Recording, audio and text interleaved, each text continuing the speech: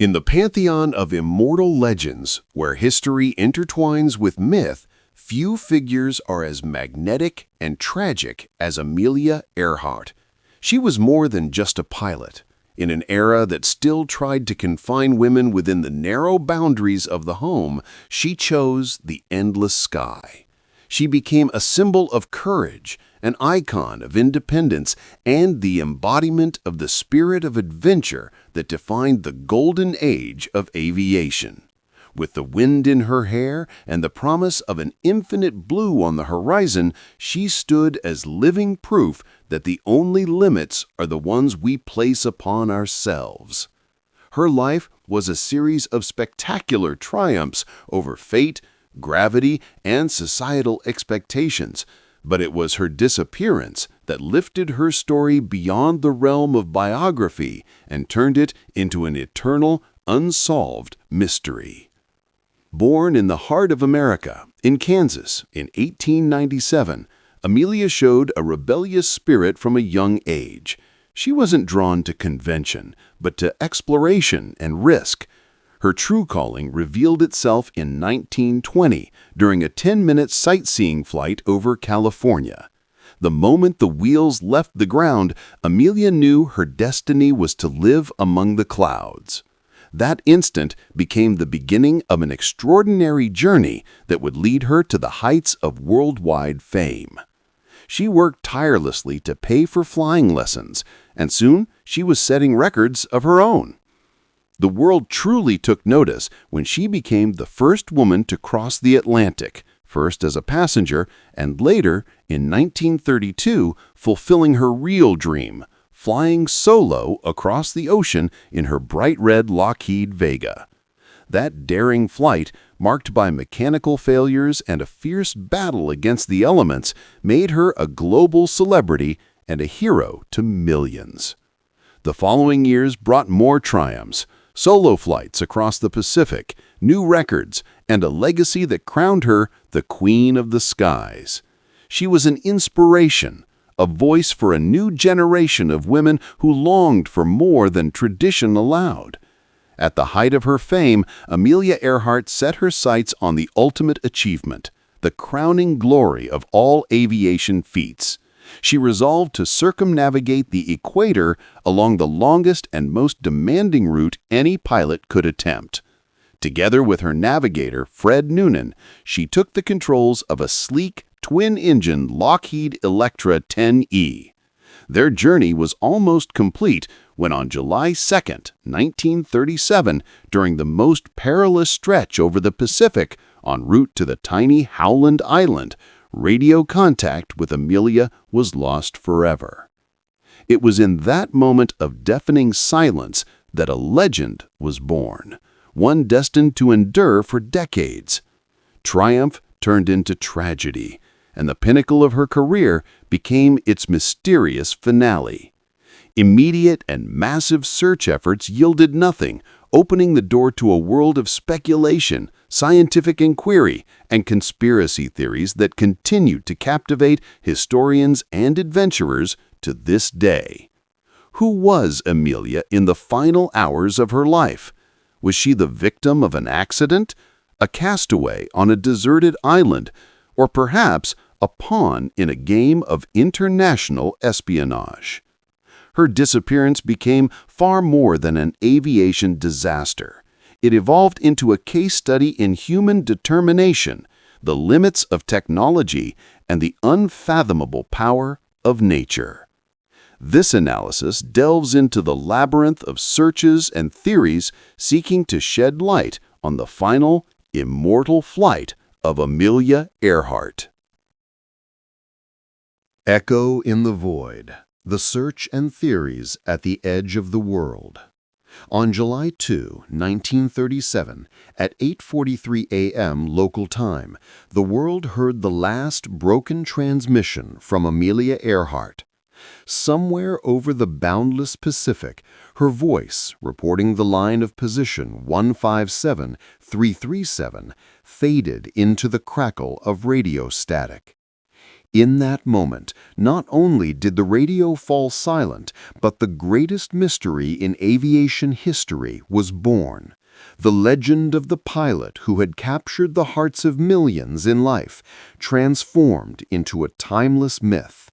Her disappearance became an epic odyssey of search and speculation, an obsession that in some ways continues to this day, fueling imaginations and spawning dozens of theories, from the rational and scientific to the wildly fantastic.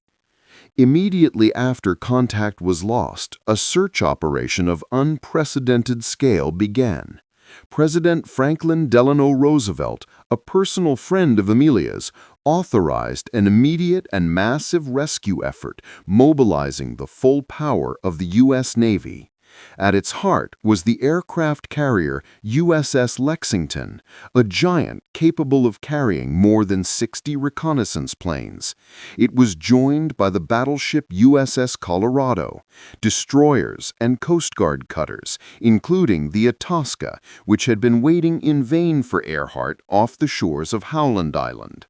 For 16 days, airplanes and ships methodically swept an area of the Pacific, covering more than 250,000 square miles, larger than the entire state of Texas.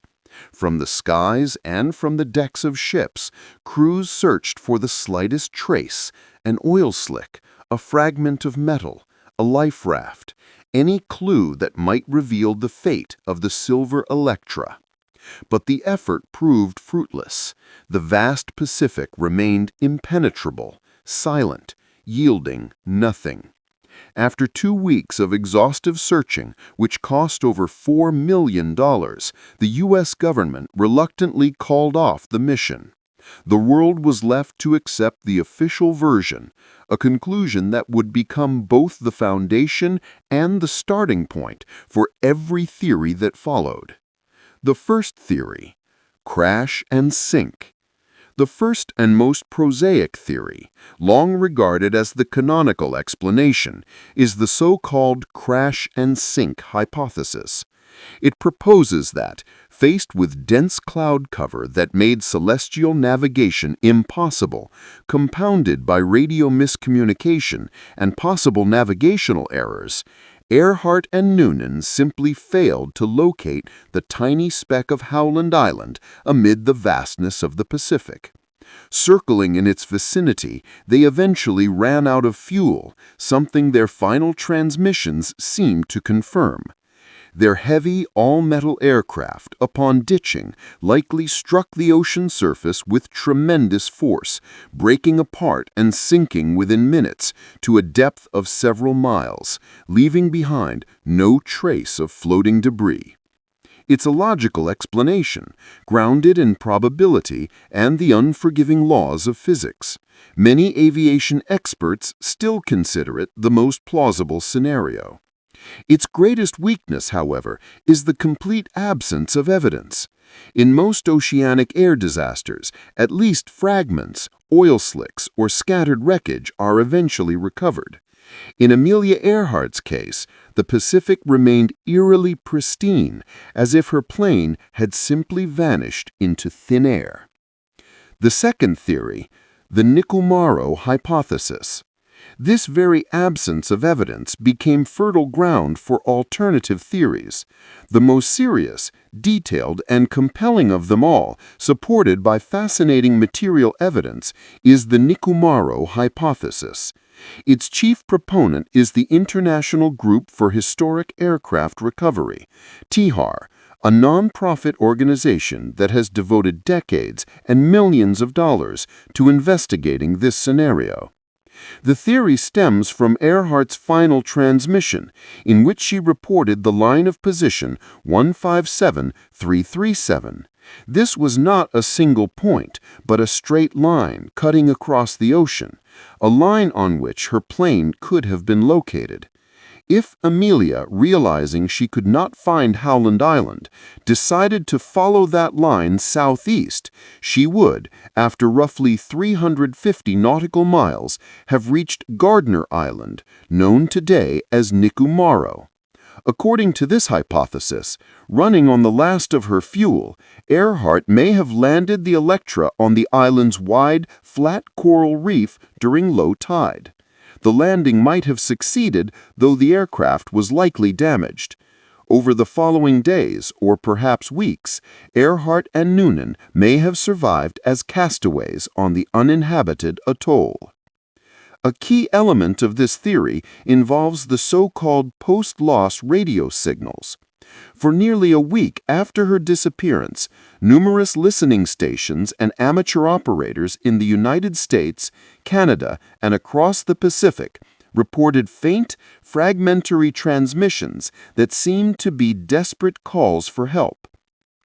While many were later dismissed as hoaxes or misinterpretations, dozens were considered credible. TIHAR's researchers proposed that Earhart and Noonan used the plane's radio to send distress messages whenever the tide receded enough to expose the aircraft and when the battery still held a charge, until at last the rising ocean washed the Electra from the reef and dragged it into the abyss below. This theory has been supported by multiple expeditions to Nikumaro, which have uncovered a trove of intriguing artifacts: remains of a campsite, fragments of a woman's shoe from the 1930s, broken bottles, shards of cosmetic glass, and even a freckle cream jar, an ironic match for Earhart, who had publicly expressed dislike for her freckles. Researchers also found a piece of aluminum sheeting that perfectly fits the dimensions of a patch installed on the Electra during repairs in Miami, along with fragments of plexiglass consistent in curvature and thickness with the aircraft's windows. The most fascinating clue, however, concerns a partial human skeleton discovered on the island in 1940 by a British colonial officer. A physician at the time, based on cursory measurements, mistakenly identified the bones as male, and the remains were subsequently lost. Decades later, a team of forensic anthropologists led by Professor Richard Jantz of the University of Tennessee re-examined the archived measurements of 7 bones. Their analysis concluded that the remains most likely belonged to a white woman of European ancestry with a height and body structure strikingly consistent with Amelia Earhart's. Though the lack of DNA evidence prevents absolute certainty, the accumulation of clues paints an extraordinarily persuasive picture. Theater of Shadows, Espionage, Saipan, and the Japanese Theory. In the annals of unsolved mysteries, the story of Amelia Earhart holds a singular place, not only because of her fame, but because of the dark aura cast by one of the most intriguing and enduring conspiracy theories: the Japanese hypothesis. This theory ventures far beyond the narrative of a tragic aviation accident. It shifts the story from the realm of flight to the stage of global politics and espionage, into the shadowed world standing on the brink of a global conflict. It reimagines Amelia not just as an aviation pioneer, but as a secret agent whose final flight was a suicidal mission in the service of her country, and whose death was not the work of the ocean, but of human brutality. To understand the origins and persistence of this theory, one must return to the geopolitical landscape of 1937. The world was watching with growing unease as militarist Japan expanded its reach across the Pacific. After World War I, under the Treaty of Versailles, Japan was granted a League of Nations mandate over Germany's former Pacific colonies, including the Caroline, Mariana, and Marshall Islands. The mandate came with a critical stipulation: the islands were to remain demilitarized. By the mid-1930s, however, U.S. military intelligence began to suspect that Japan was secretly violating those terms, building naval bases, airfields, and fortifications throughout the region. The area became a black hole on the map, sealed off to foreigners, which only deepened Washington's fears. Within this tense context, the prospect of an American civilian aircraft flying near these forbidden islands would have appeared to some as a priceless opportunity. And that is where Amelia Earhart enters the stage. She was not only the most famous pilot in the world, but also a personal friend of President Franklin Delano Roosevelt and First Lady Eleanor Roosevelt. To proponents of the Japanese theory, this connection is a critical piece of evidence. They suggest that Earhart's official goal, circumnavigating the globe, was merely a brilliant cover for an intelligence mission. Her true assignment, according to this interpretation, was to deviate from her planned route to Howland Island and carry out aerial reconnaissance over key Japanese installations, such as the massive naval base at Truk Atoll or fortifications in the Marshall Islands. Ihas and the shadows of Saipan. The evidence supporting this theory is largely circumstantial, yet it forms a cohesive and deeply unsettling mosaic. The first element is the aircraft itself, the Lockheed Electra 10E. It was one of the most advanced planes of its time, remarkable for both its range and speed. Moreover, Amelia's particular model was specially modified. In addition to extra fuel tanks, it featured a unique opening in the fuselage floor, officially designed for a camera used in mapping terrain. To proponents of the espionage theory, however, this was no ordinary camera, but a sophisticated reconnaissance device. The chosen route of the flight, skirting dangerously close to Japanese-mandated territories, only deepens the intrigue. It was, by any measure, a bold and provocative choice. According to this scenario, on July 2, 1937, Earhart and Noonan intentionally deviated north of their planned route to Howland Island and ventured into the Japanese sphere of influence. That's when something went wrong. Perhaps they were detected and shot down by Japanese fighters. Or perhaps, due to a navigational error or mechanical failure during the mission, they ran out of fuel and were forced to crash land on one of the Marshall Islands, possibly Mealy Atoll. Here, the official story ends, and the darker legend begins. After the war, American servicemen and researchers began collecting testimonies from residents of the Marshall Islands. Many told stories that seemed to confirm the worst fears. They spoke of a great metal bird that had fallen from the sky around that time. They described two white people, a tall, slender woman with short hair, and a man who were found alive and captured by Japanese soldiers stationed on the islands.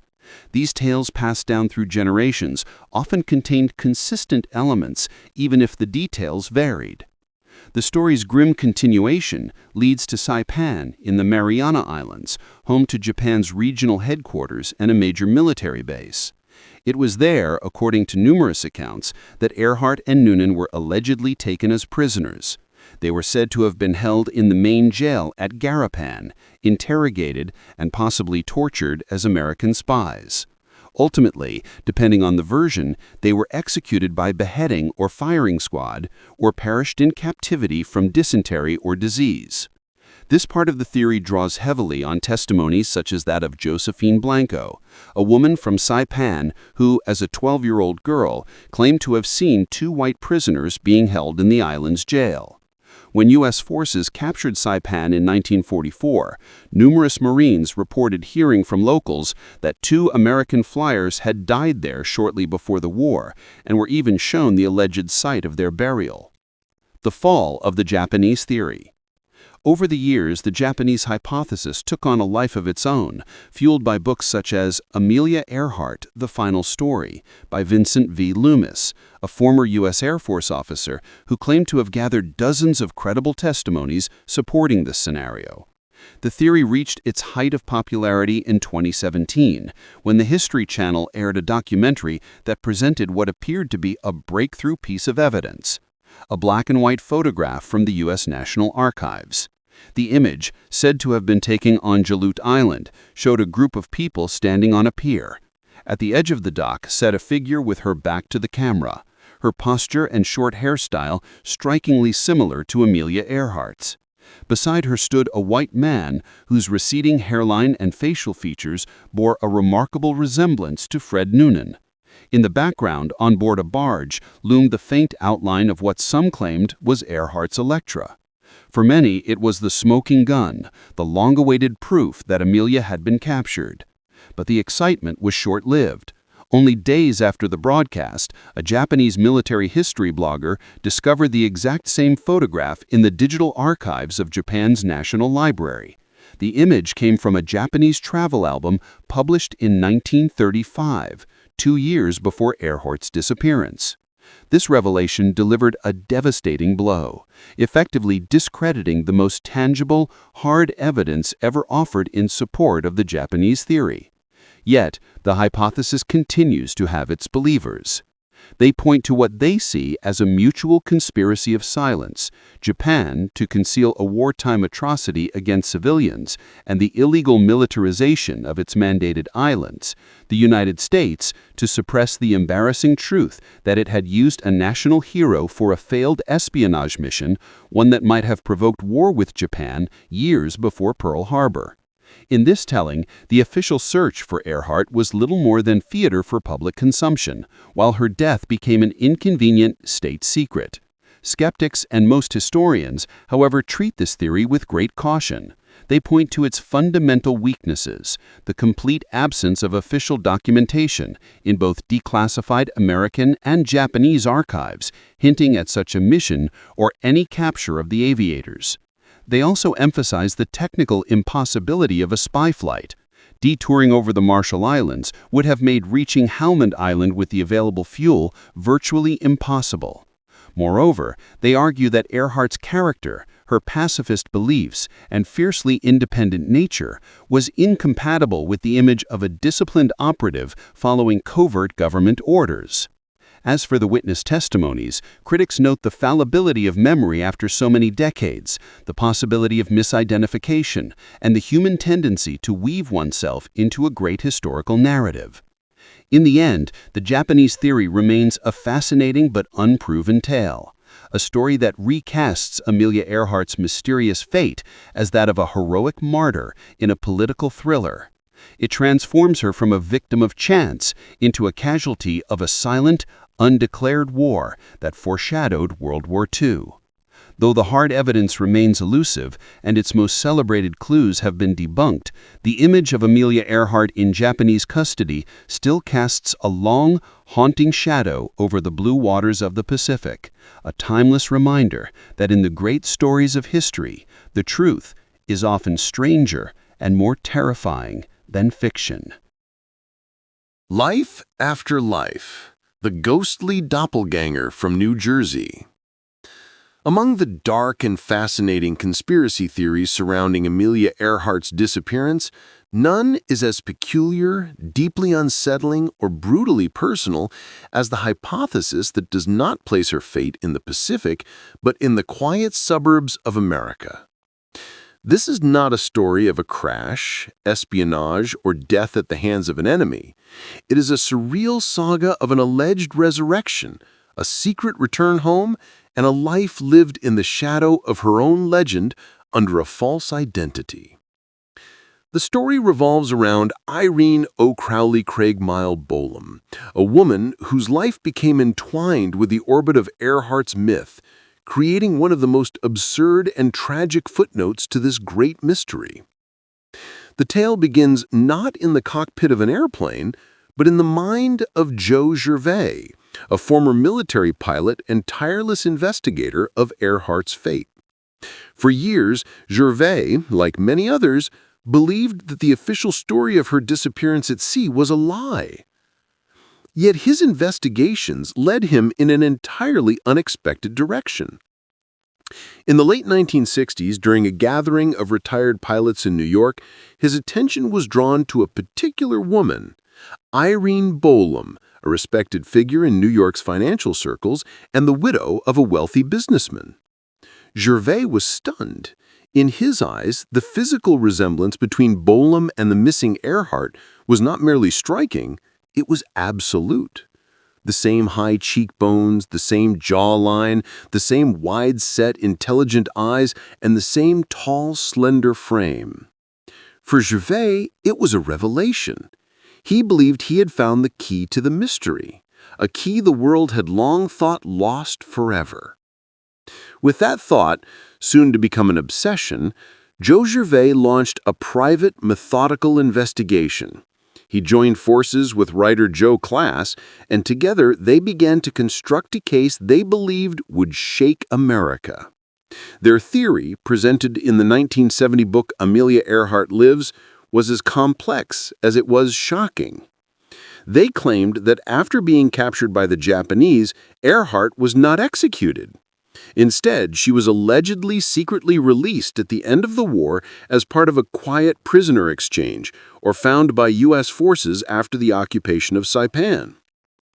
The U.S. government, led by President Roosevelt, faced an enormous dilemma. Revealing the truth about her supposed espionage mission and captivity would have compromised the administration and sparked a political scandal.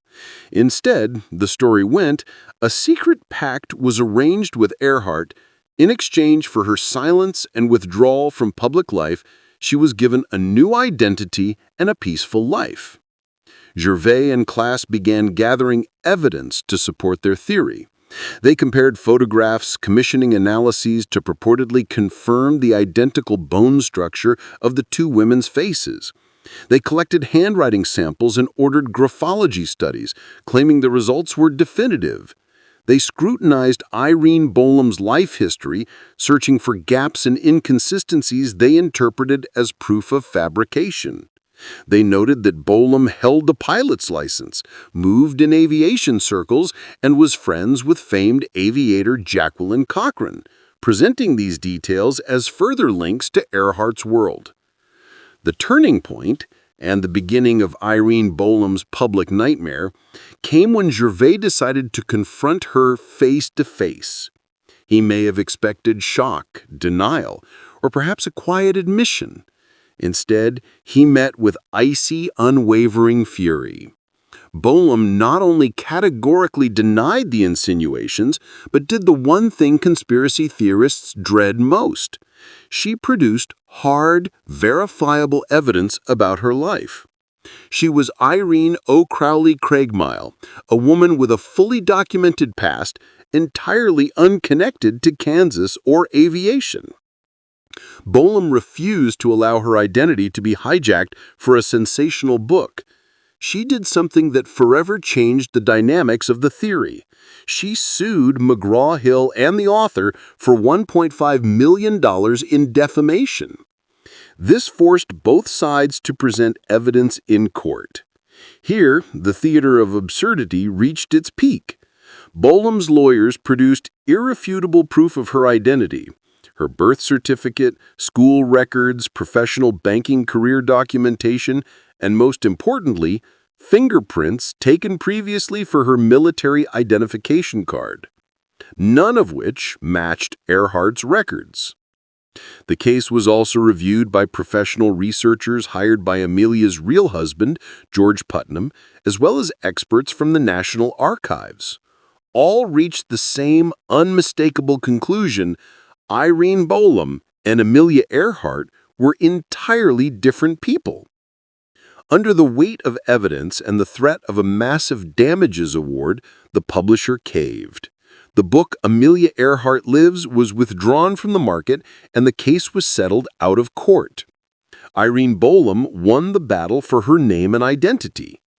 Yet, in the world of conspiracy theories, such a crushing defeat is often interpreted as proof of the conspiracy's power. For the most ardent supporters, the book's withdrawal was evidence that powerful government forces had intervened to silence the truth. Bolam's vehement denials were not seen as the reaction of an innocent, harassed woman, but a perfectly executed performance of someone protecting a secret at all costs. Irene Bolam passed away in 1982, taking her hard-won identity to the grave.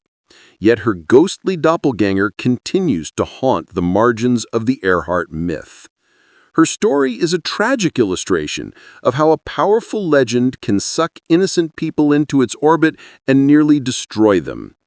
It is a tale of the collision between public myth and private life, of the corrosive force of obsession that can ignore all evidence in favor of a compelling but false narrative. The story of Irene Bolam, though ultimately discredited, remains a timeless warning. In the search for the truth about lost heroes, the greatest victim may be someone who never asked to be part of the story.